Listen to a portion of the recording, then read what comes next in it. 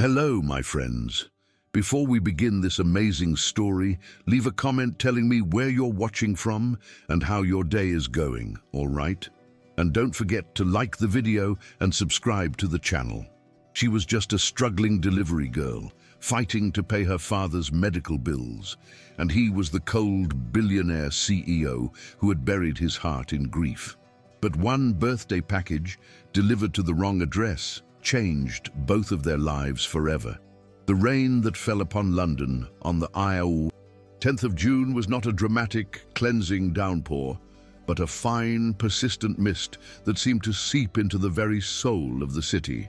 It clung to the red brick terraces of Brixton, drawing a melancholic sheen from the slick, dark asphalt and blurring the vibrant murals that fought to give the working-class neighborhood a defiant pulse of color. Streetlights cast hazy, watercolor halos onto the pavements, and from the open windows of flats, stacked one upon the other, the distant, thumping bass of a reggae tune bled into the damp air, a lonely heartbeat in the dreary evening. It was on nights like this, when the world seemed to have softened its edges and surrendered to a quiet gloom, that Ilara Vance felt the weight of her own life most acutely. At 24, she possessed a resilience that was not loud or boastful, but woven into the very fabric of her being, a quiet grace born from navigating a world that had rarely been gentle. Her spirit was a flickering candle that refused to be extinguished by the relentless draft of circumstance, a small, stubborn point of light against the encroaching grey. By day, Ilara's world was one of toner dust and the incessant hum of machinery at a bustling print shop where she worked as a junior assistant. Her life was measured in spreadsheets, client calls, and the scent of freshly printed paper, a monotonous rhythm that stood in stark contrast to the creative symphonies that played out in her mind. Her aspirations of being an artist, of shaping beauty with her own two hands, were tucked away like precious, fragile sketches between the pages of order forms and invoices. But it was when she returned to the small, cozy flat she shared with her father, Arthur, that her life truly found its meaning and its cadence. The flat was a sanctuary of warmth and worn-out love, filled with the scent of wood polish and the gentle aroma of the herbal tea her father favored. Here, amidst the clutter of well-loved books and stacks of supple leather and blocks of fragrant pine, her clandestine creative life unfolded, a necessary secret that kept them afloat in a rising tide of bills and medical expenses. Arthur Vance had once been a carpenter of considerable renown, a man whose hands could coax poetry from a block of wood, shaping it into furniture that was not merely functional, but soulful. Those same gifted hands were now a source of constant, agonizing pain, the knuckles swollen and gnarled by a severe, unforgiving arthritis that had stolen his craft and his livelihood. Yet his spirit remained, channeled into a different kind of creation. Together, he and Ilara ran a small, handcrafted keepsake business from their living room table. He would guide her, his voice a low, steady murmur, teaching her the old ways of working the materials, while she, with her nimble fingers and artistic eye, would bring their designs to life. They made custom leather bracelets with hand-stamped messages, intricately carved wooden boxes that felt ancient and precious, and delicate bookmarks adorned with her elegant calligraphy. Each piece was a testament to their shared history and a fragile hope for their future, sold online to strangers who would never know the story of love and desperation embedded in the grain of the wood or the weave of the leather. The small income from their craft, however, was never quite enough. It was a constant battle to cover the ever-rising cost of Arthur's medication, the pills that allowed him a semblance of a life free from the worst of the pain. This financial precipice was why Ilara had taken on a second, more grueling job as a freelance delivery rider.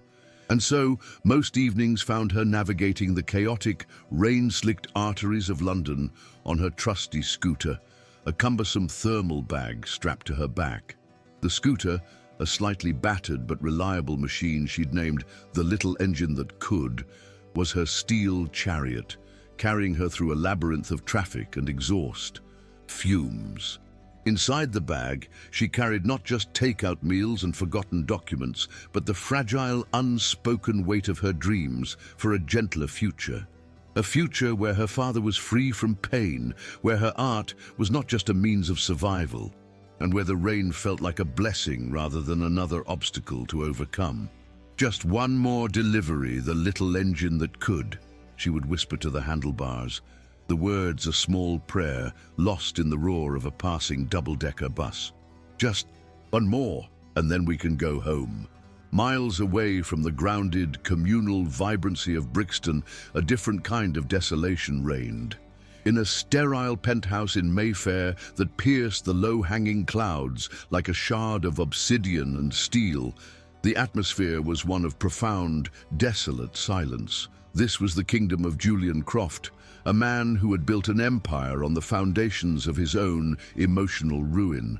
At 39, he was the formidable CEO of Croft Holdings, a global technology conglomerate whose influence stretched across continents. His name was a byword for ruthless efficiency and an almost mythical level of success, whispered with a mixture of admiration and fear in boardrooms from London to Tokyo. He moved through his world encased in bespoke suits that served as a form of modern-day armor, their sharp lines and dark fabrics designed to repel intimacy and project an aura of untouchable control. His home was a monument to his isolation, a gallery of cold marble. Floors, priceless art that offered no comfort, and panoramic city views that did nothing but accentuate the vast, empty space around him. Behind this meticulously constructed facade of power and control lay a man who had been systematically hollowed out by grief. 5 years prior, on a day that had started with blue skies and the promise of a family reunion, his parents had been lost in a tragic plane crash.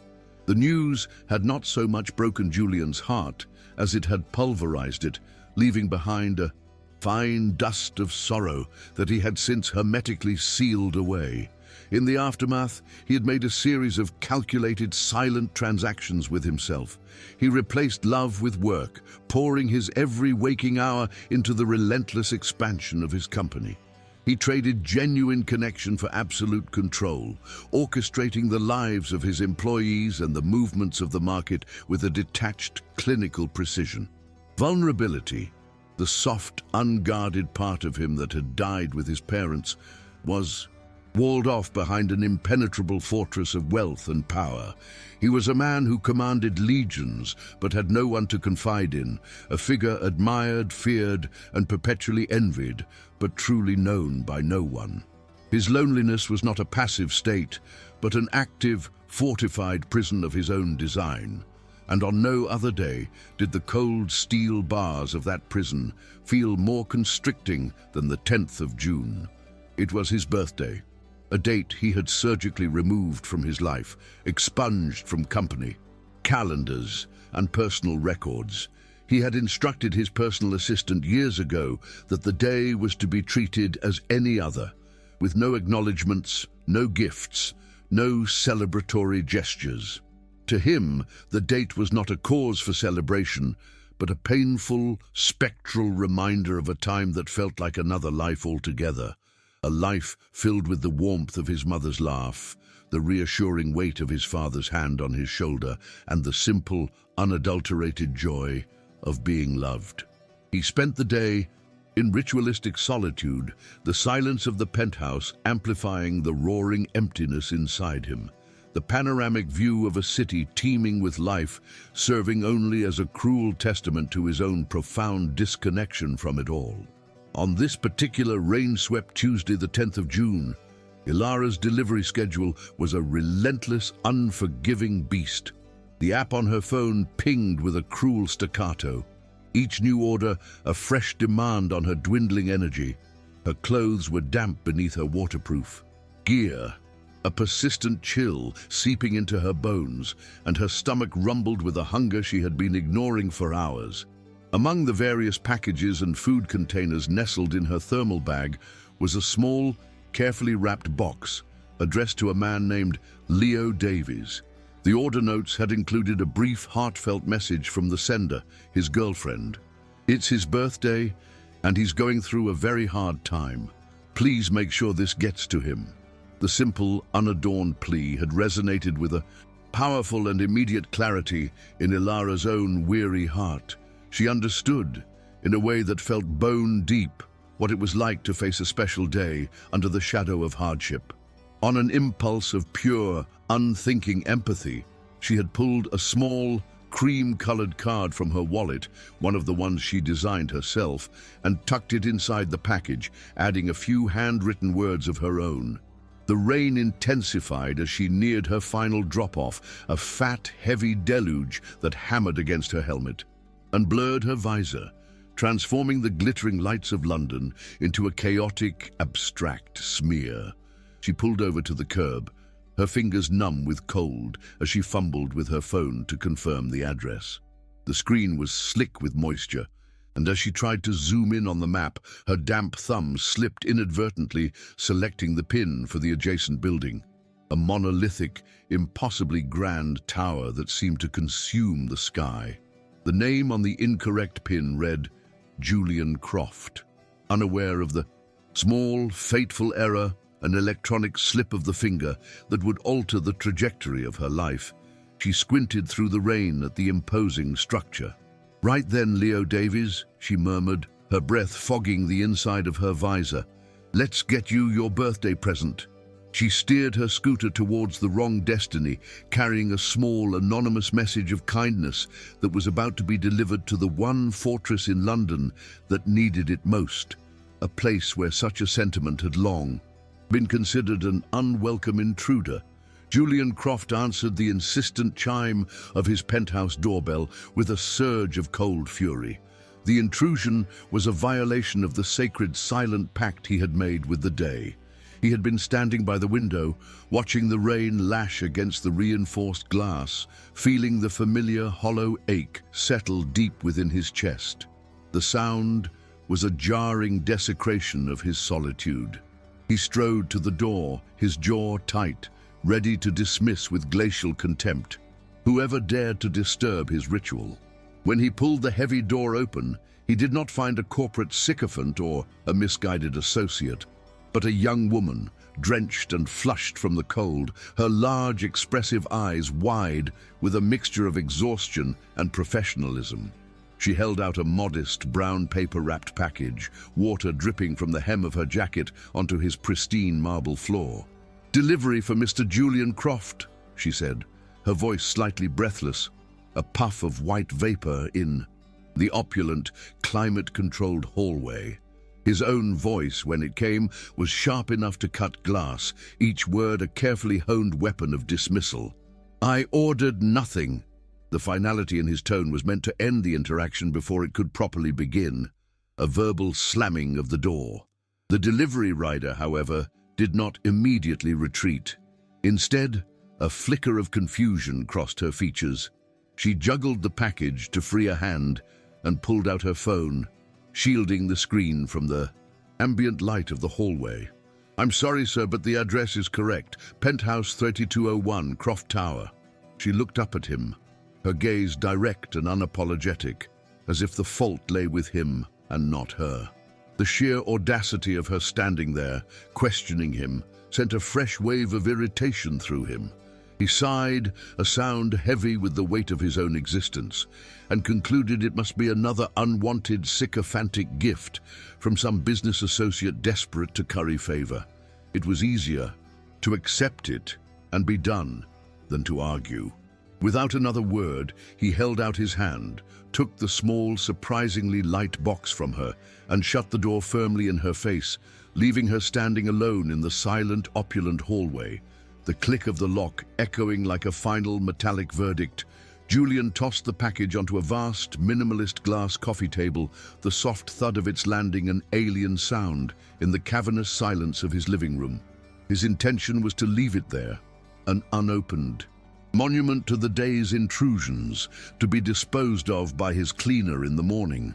But something about it held his gaze. It was not the sleek, logo-stamped packaging of the luxury brands that usually found their way to his door. This was rustic, wrapped in simple brown paper and tied with a piece of twine, its handmade quality so utterly out of place in his curated world of polished chrome and impersonal perfection that it felt like a missive from another universe, a sliver of curiosity, an emotion he had not felt in years, managed to pierce through his armor of apathy. With a flicker of self-loathing for his own weakness, he picked it up and untied the twine. He opened the small, unadorned wooden box. Inside, resting on a bed of natural straw, was a simple braided leather bracelet, its clasp a small silver plate engraved with the name Leo. A mistake. A complete and utter mistake. A fresh spike of irritation shot through him, this time directed at the universe's apparent sense of humor. Someone else's sentiment, someone else's affection had breached his walls by accident. He was about to close the lid and discard the entire thing when he noticed it, a small cream-colored envelope tucked beneath the straw, almost hidden. He picked it up. The paper was thick, textured, and on the front, written in a delicate, hesitant script that was utterly human, was a single word: Julian. The contradiction was jarring. A gift for a man named Leo, but a card addressed to him. It made no sense. This illogical detail was the final critical push that dismantled his defenses. He slid his finger under the flap and broke the seal. He unfolded the small card inside and began to read the words that would irrevocably alter the landscape of his soul. "Happy birthday," the note began, the simple phrase hitting him with the force of a physical blow. "I know today might just feel like another day, maybe even a sad one, but I wanted you to know that wherever you are, someone in this world is thinking of you with affection and wishing you well. Never forget that you matter. With warmth, Ilara." He read the words once, his mind struggling to process them. He read them again, and then a third time, his breath catching in his throat. The name on the gift was wrong, the entire delivery a logistical error, but the message felt like a direct and stunningly accurate strike to the most sealed-off, wounded core of his being. It was a raw, unearned, and anonymous kindness. From a complete stranger, a balm offered for a wound no one was supposed to know he had. It was a key turning in a lock that had been rusted shut for 5 excruciatingly long years. And then, to his own profound and utter shock, something impossible happened. Julian Croft, the titan of industry, the man of impenetrable control, began to weep. It was not a single noble tear tracing a path down his cheek. It was a storm, a raw, convulsive, gut-wrenching torrent of sobs that ripped through him, shaking his entire body. He collapsed onto the cold floor, the small card clutched in his hand, and wept for his parents, for the boy he used to be, for the man he had become. It was the unrestrained cry of a lost child, finally releasing 5 years of repressed grief, of suffocating loneliness, and the crushing, soul-destroying weight of his empty success. His tears soaked the precious cream-colored paper, blurring the ink of the name that had somehow found him in the dark.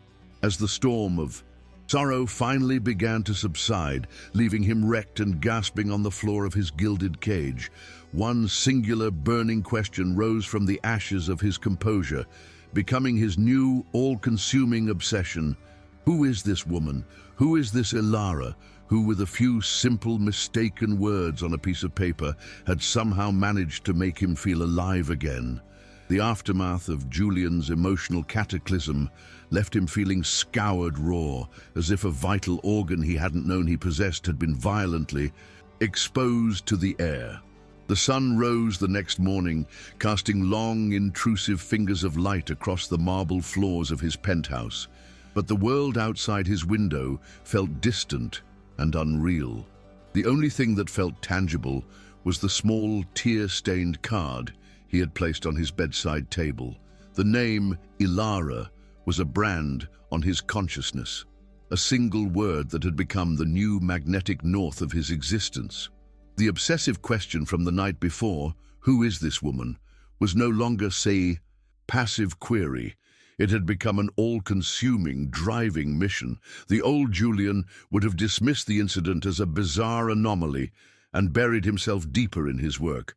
But the man who woke on the 11th of June was irrevocably altered, animated by a purpose that had nothing to do with stock prices or corporate acquisitions.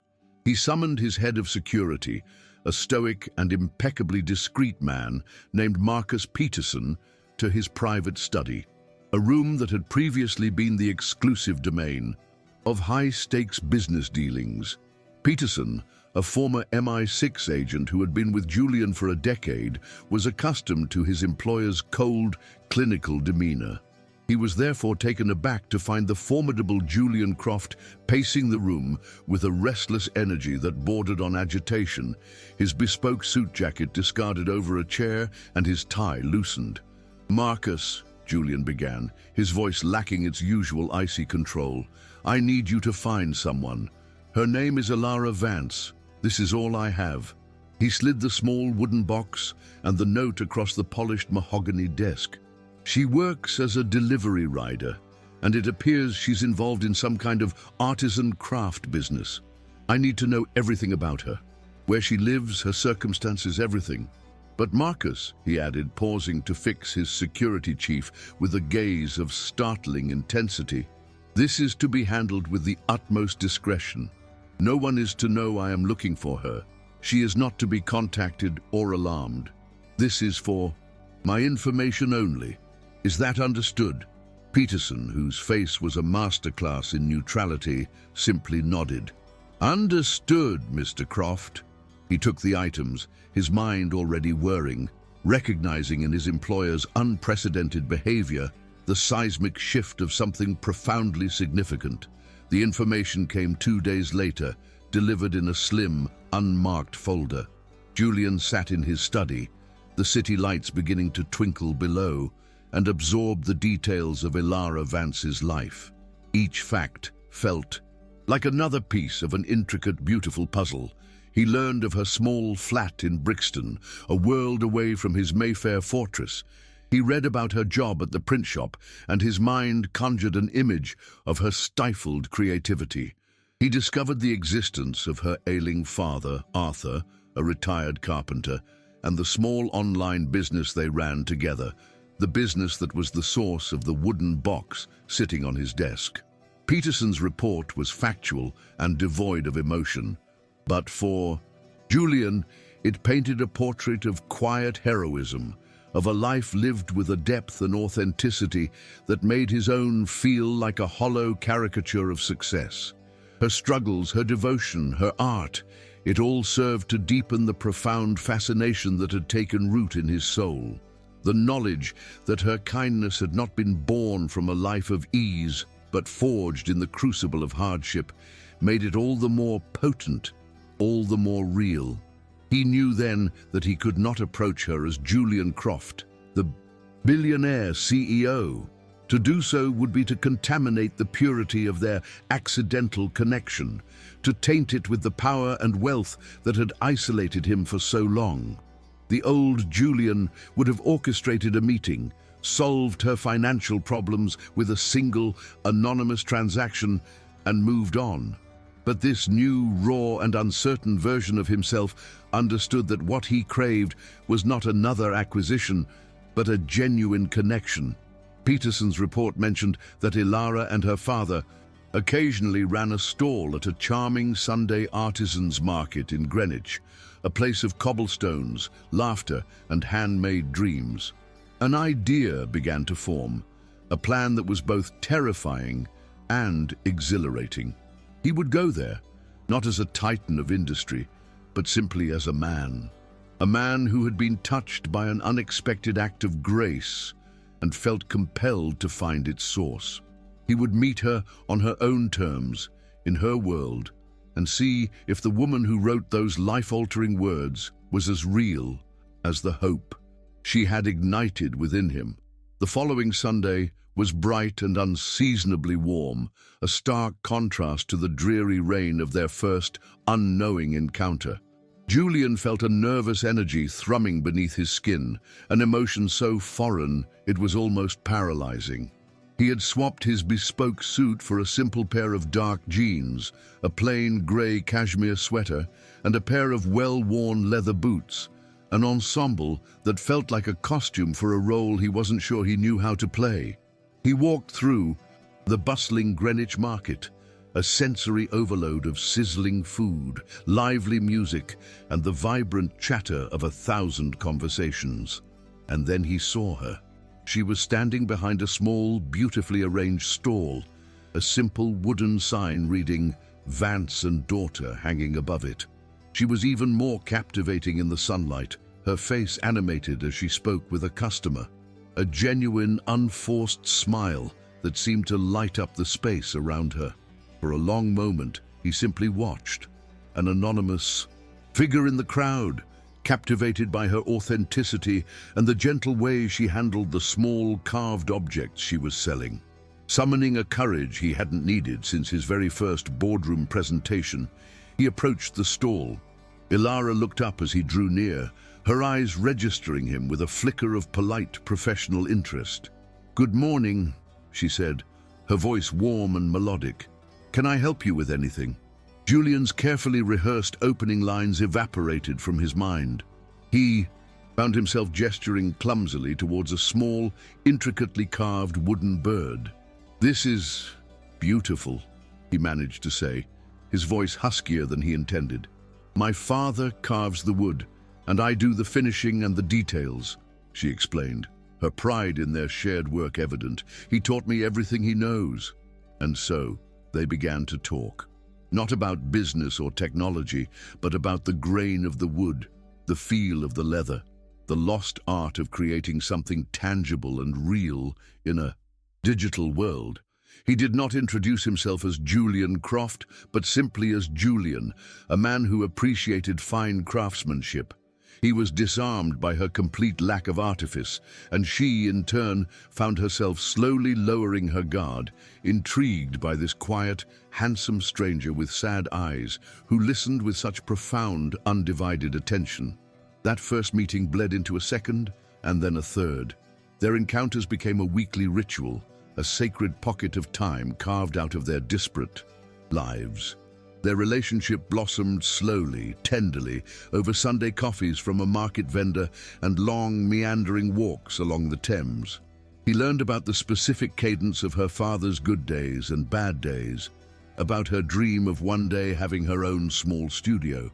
She learned about his supposed work in investment analysis, a vague and boring-sounding profession that she never thought to question, and about his love for architecture, a passion he hadn't spoken of in years. He never once tried to solve her problems with money, a restraint that was the most difficult and most important battle he fought with himself. Instead, he offered her something far more valuable, something she had been starved of for years: his time, his focus, his genuine friendship. He would listen for hours as she spoke, making her feel seen and heard in a way no one else ever had. And in her presence, surrounded by her warmth and grounded reality, the icy fortress around Julian's heart began to thaw, melting away drip by painful, hopeful drip. Their growing closeness, however, did not go unnoticed in Julian's world. The first tremors of conflict came from his younger sister Eleanor, a woman who moved through the upper echelons of London's high society with the strategic grace of a chess grandmaster. She was not malicious, but she was a fierce protector of the Croft name and the empire their parents had built, a legacy she saw as being under constant threat from social climbers and opportunistic predators. Having been alerted by the paparazzi photos that had begun to surface in the more gossipy corners of the internet, a mysterious, handsome man seen with a striking Brixton artisan, Eleanor arranged a tense family dinner at a Michelin-starred restaurant in Knightsbridge, a place so formal and quiet it felt like a mausoleum. He had brought Ilara, wanting his sister to see the incredible woman he had come to care for so deeply, naively believing that her goodness would be as self-evident to Eleanor as it was to him. The evening was a disaster of unspoken tensions and polite, cutting remarks. Ilara, dressed in the nicest dress she owned, felt like a wildflower transplanted into a sterile, climate-controlled greenhouse. She felt Eleanor's assessing gaze on her throughout the meal, every word she spoke seeming to hang in the air for judgment. Finally, while Ilara had excused herself to find the restroom, Eleanor leaned across the table, her voice a low, urgent hiss. "Julian, you must be sensible," she began, her perfectly manicured hands clasped on the white tablecloth. "This has gone on long enough. You're being seen all over town with a delivery girl. It's a tabloid's dream, and it's embarrassing. She is not from our world. She cannot possibly understand the pressures you are under, the life you lead. Think of the company's image. Think of the family's reputation. You need to end this absurdity before it becomes a public scandal." Tragically, Ilara had returned from the restroom and paused just out of sight in the softly lit corridor, her path back to the table giving her a clear, uninterrupted reception of Eleanor's final cutting words. Each syllable landed like a physical blow, striking the tender, insecure core of her heart. Delivery girl, absurdity, not from our world. The words were a venomous confirmation of every single fear she had harbored since her feelings for Julian had begun to deepen. She had always felt the chasm between his quiet, educated confidence and her own scrappy, hand-to-mouth existence, but she had dared to hope that their connection could build a bridge across it. Now, Eleanor's words had dynamited that bridge, leaving nothing but a gaping, impassable void. She was an anomaly, a mistake, a novelty item in his world that he was being advised to discard. In that moment, the weight of their differences felt too vast, too heavy, too impossible to overcome. The fairy tale shattered, leaving only the cold, hard reality of the social hierarchy that had always governed their city. Her heart, which had felt so full and light just moments before, now felt like a leaden weight in her chest. She managed to navigate the remainder of the dinner with a numb, smiling detachment, a performance of which she was grimly proud. Julian, sensing the sudden shift in her demeanor, the way the light had gone out of her eyes, felt a knot of dread tighten in his stomach. He questioned her gently in the car on the way back to her flat, but she was evasive, blaming her silence on fatigue. When he walked her to her door, she did not invite him in as she usually did. She gave him a brief, almost formal kiss on the cheek and whispered, "Good night, Julian," before slipping inside and locking the door behind her. The click of the lock felt unnerving, final. The next day, his calls went straight to voicemail. His texts, increasingly desperate, were met with an impenetrable digital silence. He was thrown into a state of raw, escalating despair, the familiar chill of loneliness, returning with a terrifying vengeance. He went to the market the following Sunday, his heart pounding with a mixture of hope and terror, but her stall was gone. The space where Vance and daughter should have been was occupied by a potter selling ceramic mugs. He drove to her flat in Brixton, his desperation overriding his commitment to discretion, and buzzed her apartment again and again, but there was no answer. An elderly neighbor, watering her window box, looked at him with a mixture of pity and suspicion. "If you're looking for Ilara," the woman said, her voice kind, "you've missed her. She's left London. Her father, poor man, took a sudden turn for the worse. The stress of it all, I suppose. She packed up yesterday to take him somewhere he can get better care." The words struck Julian with the force of a physical blow, winding him completely. Arthur's health had worsened, and Ilara was gone. Later that evening, an envelope was delivered to his penthouse by a courier. It contained no return address. His hands trembled as he opened it, already knowing what it was. Inside was a single sheet of paper, folded neatly. It was a note from her, her beautiful, familiar script now feeling like a blade twisting in his gut. It was short, painful, and utterly devastating. "Julian," it read, "Eleanor was right. This was always an absurdity. You live in a world I can't even begin to imagine, and I was foolish to think I could ever belong in it. It was a mistake. I was just a package delivered to the wrong address. Please forget me. It's better for everyone this way." He sank into a chair, the note falling from his limp fingers. The silence of the penthouse rushed back in, colder and more absolute than ever before. He had found the one thing that made him feel alive, the one person who had seen the man behind the fortress, and in his carelessness he had allowed his world to destroy hers. The old Julian would have accepted this as the inevitable tragic outcome. The new Julian, the one Elara had created, felt only a singular, clarifying thought crystallize amidst his despair. He would not lose her. The silence in Julian's penthouse was no longer a state of being. It was an active, malevolent presence, mocking him with the memory of Elara's warmth. Her note lay on the coffee table, a small white rectangle of devastation. For a full day and night, Julian was paralyzed by a despair so profound it felt like the grief for his parents all over again, only this time it was laced with the bitter poison of his own culpability.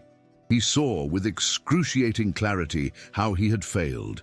He had invited her into the gilded cage of his life, but had done nothing to protect her from its sharp, cruel edges. He had allowed his sister, a product of that very world, to voice the same insecurities Elara already fought against, confirming her deepest fears. The news of her father's decline was the final, brutal twist of the knife, a direct consequence of the stress and heartbreak his world had inflicted upon her. This was his breaking point. It was not a collapse into apathy, but a violent surge of absolute clarity. The old Julian was dead, slain by a few heartfelt words on a birthday card. The new Julian, the man Elara had unknowingly resurrected, would not stand by and watch the best thing in his life be destroyed by the very things he had once valued. He moved with a speed and decisiveness that had once terrified boardrooms, but his purpose now was not profit or power, it was redemption.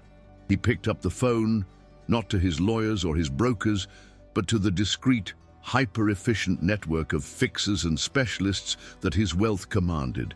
Every ounce of his immense resources, every bit of the influence he had spent his life accumulating, was now focused on a single, selfless goal. Anonymously, he set the wheels in motion. He spoke with the chief administrator of the finest private cardiac clinic in the country, a facility nestled in the quiet green of the countryside, renowned for its cutting-edge treatments and restorative environment. He arranged for Arthur Vance to be transferred for a suite of private rooms and for the personal attention of Dr. Alistair Finch, the leading specialist in inflammatory arthritis and its complications in the whole of Europe. Every expense was covered, every contingency planned for, every possible comfort arranged. It was not a grand, romantic gesture designed to win her back. It was a quiet, desperate act of care, a logistical orchestration of love. He was not trying to buy her forgiveness. He was trying to lift the impossible burden that his world had placed upon her shoulders, the burden that was now crushing her father. For Elara, the days after leaving London were a blur of fear and exhaustion. She had taken her father to a small regional hospital, a place of overworked nurses and strained resources. Arthur's condition had deteriorated rapidly, the stress of her heartbreak seeming to have triggered a severe inflammatory response that left him weak and in constant, agonizing pain. She sat by his bedside, holding his swollen hand, her own grief a luxury she could not afford to indulge. She felt utterly alone, adrift on a sea of medical jargon and mounting terror. Then, on the third day, the world tilted on its axis. A calm, compassionate doctor entered the room, flanked by two paramedics in crisp, private uniforms. They spoke of a transfer, of a specialist clinic, of a benefactor who had arranged everything. Ilara was bewildered, her mind struggling to comprehend. A benefactor? I don't understand. Who? We can't possibly afford. The doctor simply shook his head, a gentle smile on his face. We don't know who it is, Ms. Vance. The instructions were very clear. It is to remain anonymous. All we have been told is that a benefactor wishes for your father to have the absolute best care in the world. An ambulance is waiting. Everything has been taken care of. A wave of dizziness washed over Ilara as she stood in the sterile hospital corridor, watching her father being gently wheeled towards a future she could never have provided. Anonymity was a thin veil. There was only one person in her life with the means, the influence, and the reach to orchestrate such a miracle. Her first thought was a surge of indignation, a flash of the old insecurity. Was this his way of showing her what his money could do, a way of underscoring the very chasm between them? But the thought dissolved as quickly as it came. This wasn't a power play. A power play would have been public, a grand gesture with his name attached. This was quiet, secret, and aimed not at her, but at the person most precious to her in the world. He wasn't trying to buy her. He was trying to save her father. He was using his world not to intimidate or control her, but to heal the damage his world had caused. In that stunning, heart-stopping moment of understanding, all her fear, all her insecurity, all her hurt was washed away by a tidal wave of love so powerful it left her breathless. He had heard her silent cry for help, and he had answered it not with words, but with an act of selfless, unconditional devotion. A few days later, after her father was settled in his beautiful sunlit room at the clinic and had begun to respond remarkably to the new treatment, Ilara walked out into the manicured gardens to clear her head. And there he was. He was waiting for her by a stone bench, and the sight of him stole the air from her lungs. He looked exhausted, stripped bare of his usual corporate armor. There was no trace of the formidable CEO, only Julian. His shoulders slumped slightly, his eyes filled with a raw, aching vulnerability that mirrored her own. He had clearly not been sleeping, and his face was etched with worry. He stood as she approached, the space between them humming with 1,000 unspoken words. She stopped a few feet from him, her heart a frantic drum against her ribs. She had to know, she had to hear it from him, she had to understand the core of his intention. "Why, Julian?" she asked, her voice thick with emotion, a fragile thing in the quiet morning air. It was a question torn between overwhelming gratitude and a lingering fear. Why do all this? He took a hesitant step closer, his gaze so intense it felt as if he were looking directly into her soul. He slowly raised his hands and cupped her face, his thumbs gently stroking her cheeks, as if she were the most precious, breakable thing in the world.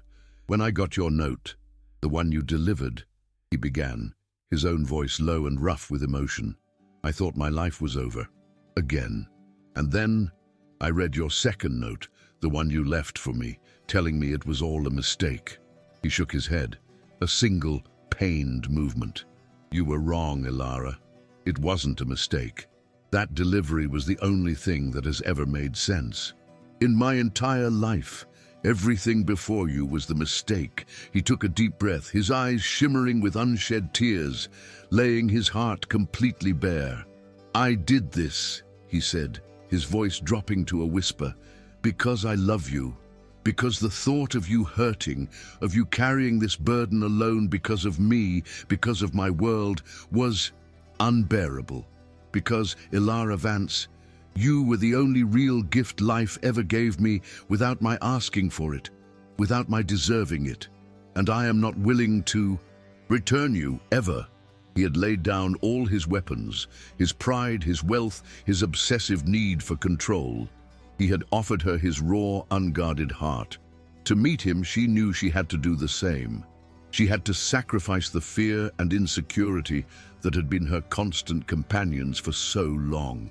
She closed the small remaining distance between them and rested her forehead against his, a gesture of complete surrender and absolute trust.